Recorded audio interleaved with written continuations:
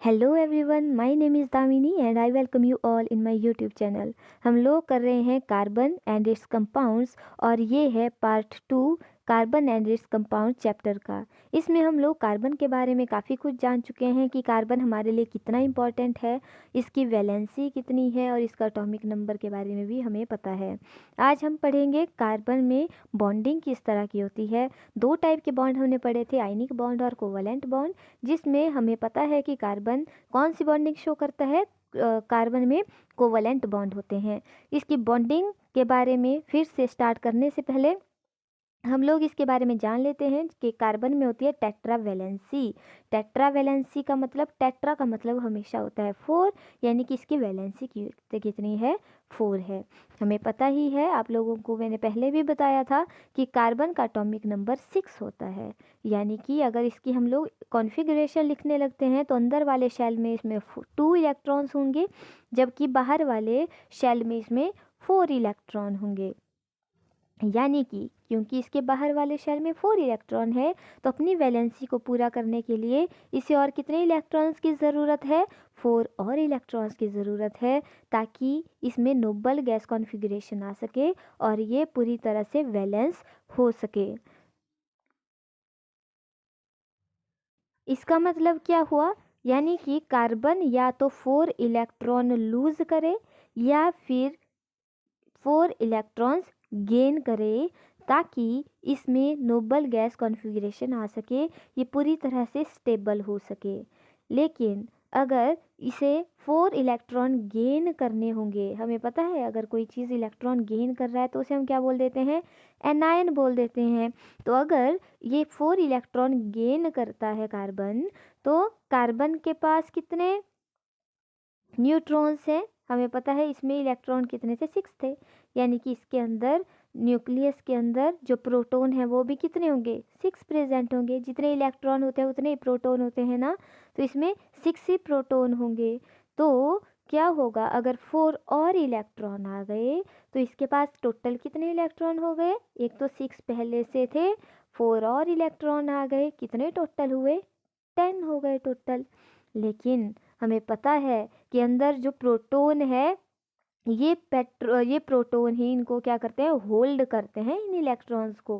क्योंकि प्रोटॉन और इलेक्ट्रॉन का नंबर अगर सेम होता है तो ये होल्ड आसानी से कर पाते हैं, होल्ड अच्छे तरीके से कर पाते हैं इलेक्ट्रॉन्स को अपनी अट्रैक्टिव फोर्सेस की हेल्प से। लेकिन मान लो इलेक्ट्रॉन हो गए 10 और प्रोटॉन तो 6 ही है, तब ये काम नहीं बन पाएगा। इन प्रोटॉन्स को, इन 10 इलेक्ट्रॉन को होल्ड करना बहुत मुश्किल हो जाएगा। वहीं अगर मान लो इसने इलेक्ट्रॉन क्या कर दिए, लूज कर दिए। अगर लूज करते हैं इलेक्ट्रॉन को तो उसके ऊपर कौन सा चार्ज आता है, पॉजिटिव चार्ज आता है, और उसे हम क्या बोलते हैं, कैटायन बोल देते हैं। तो अगर 4 इलेक्ट्रॉन को रिमूव करना है कार्बन की शेल से, तो उसके लिए हमें बहुत ज़्यादा एनर्जी की ज़रूरत होगी।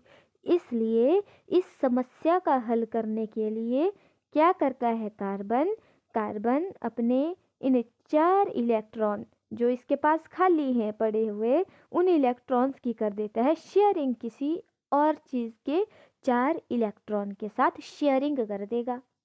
शेयरिंग करेगा, ना तो डोनेट करेगा, ना ही लेगा वहाँ से, ना ही गेन करेगा। क्या करेगा, शेयरिंग करेगा और इलेक्ट्रॉन्स के साथ, किसी और चीज़ के एक एक इलेक्ट्रॉन के साथ। ओके, उससे क्या होगा, इसको भी फीलिंग आती रहेगी कि मेरा तो पूरा फुली फिल्ड हो गया जी, जो शेल है मेरे पास तो पूरे 8 इलेक्ट्रॉन हो गए बाहर वाले शेल में। और जो साथ वाली चीज़ होगी उसको भी यही फीलिंग आती रहेगी कि हमारे पास तो देखो 4 इलेक्ट्रॉन आ गए, और यानी 1 इलेक्ट्रॉन और आ गया।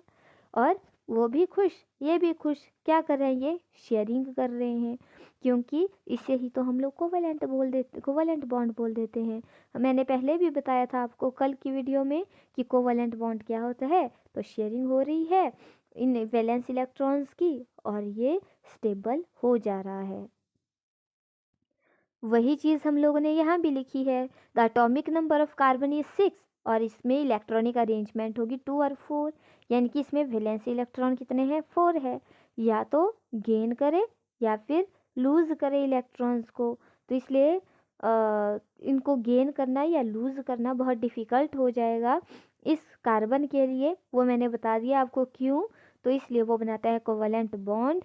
और क्योंकि इसमें 4 इलेक्ट्रॉन है अपनी स्टेबल होने के लिए, इसलिए इसकी वैलेंसी को हम क्या बोलेंगे, टेट्रावेलेंट, क्योंकि इसमें कितने इलेक्ट्रॉन की ज़रूरत है, 4 की, और टेट्रा वर्ड हम 4 के लिए यूज़ करते हैं।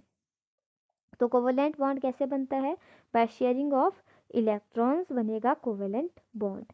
अब कोवलेंट बॉन्ड हम बोल रहे हैं कि ये बनता है कार्बन में। अब ज़रूरी थोड़े भी है कि ये सिर्फ और सिर्फ कार्बन में ही बनेगा, ये किन्हीं और एटम्स में भी बन सकता है, किसी मॉलिक्यूल में भी बन सकता है ना, अलग अलग जो एलिमेंट्स हैं उनमें भी बन सकता है कोवलेंट बॉन्ड। जैसे कि हाइड्रोजन है, हाइड्रोजन मॉलिक्यूल में क्या क्या कितने प्रेजेंट होते हैं, हाइड्रोजन 2 हाइड्रोजन प्रेजेंट होते हैं। हमें पता है जो हाइड्रोजन है उसके पास कितने इलेक्ट्रॉन है, 1 इलेक्ट्रॉन है।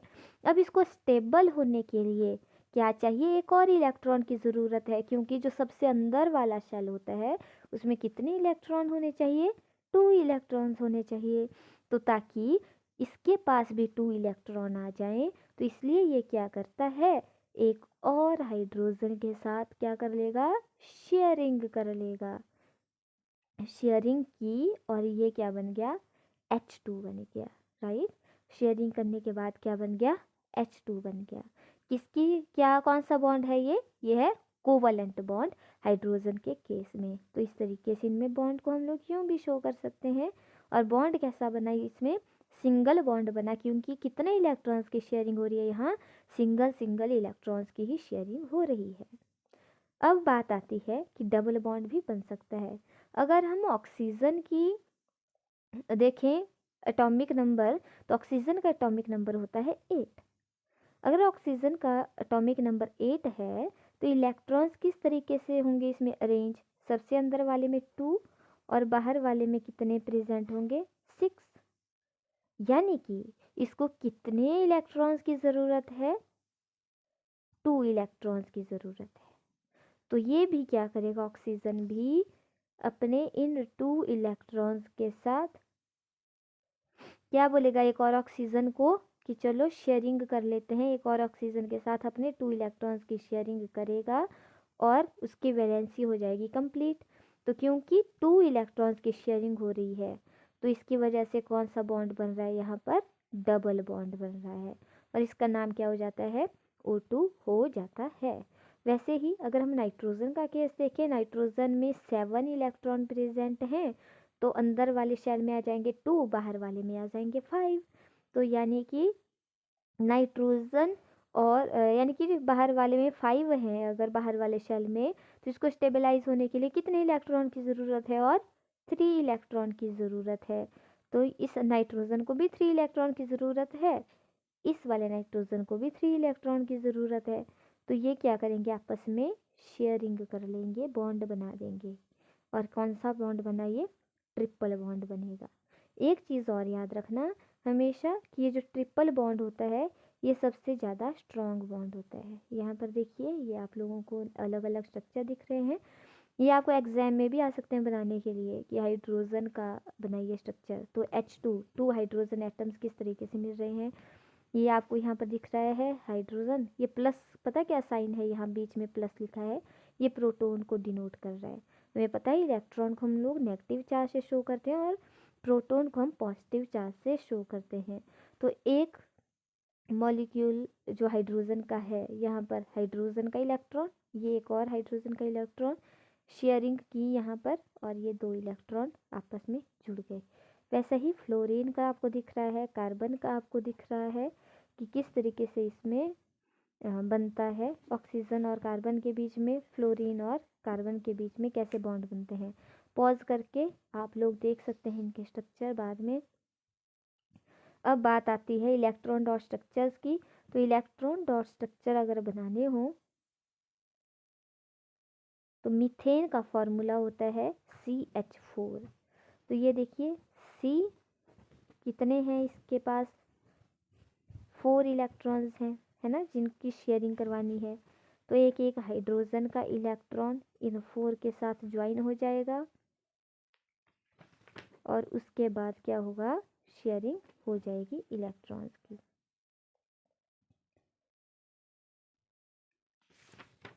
ये आपको इथीन का स्ट्रक्चर दिख रहा है। इनको हम लोग ना डिटेल में बनाना सीखेंगे नेक्स्ट पार्ट में। मैं आपको बताऊंगी कि किस तरीके से ये बॉन्ड बनते हैं। कार्बन की और भी बहुत अच्छी अच्छी यूनिक प्रॉपर्टीज़ पढ़ेंगे हम लोग नेक्स्ट वीडियो में। That's it for today, thank you so much, bye bye.